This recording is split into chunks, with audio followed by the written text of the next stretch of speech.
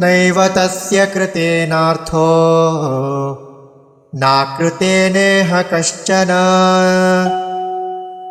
न चास्य सर्वभूतेषु कश्चिदर्थव्यपाश्रयः न एव तस्य कृतेन अर्थः न अकृतेन इह कश्चन न च अस्य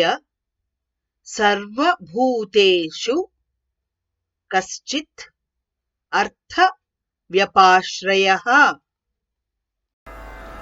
नैव तस्य कृतेनार्थो नैव तस्य कृतेनार्थो नाकृतेनेह कश्चन नाकृतेनेह कश्चन न चास्य सर्वभूतेषु न चास्य सर्वभूतेषु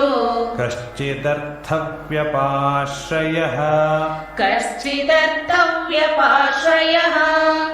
नैव तस्य कृतेनार्थो नाकृतेनेह कश्चन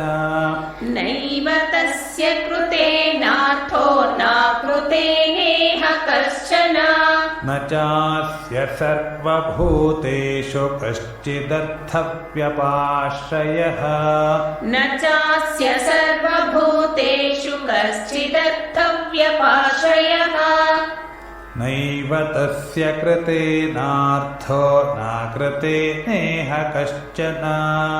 न चास्य सर्वभूतेषु कश्चिदर्थव्यपाश्रयः नैव तस्य कृतेनार्थो नाकृतेनेह कश्चन न चास्य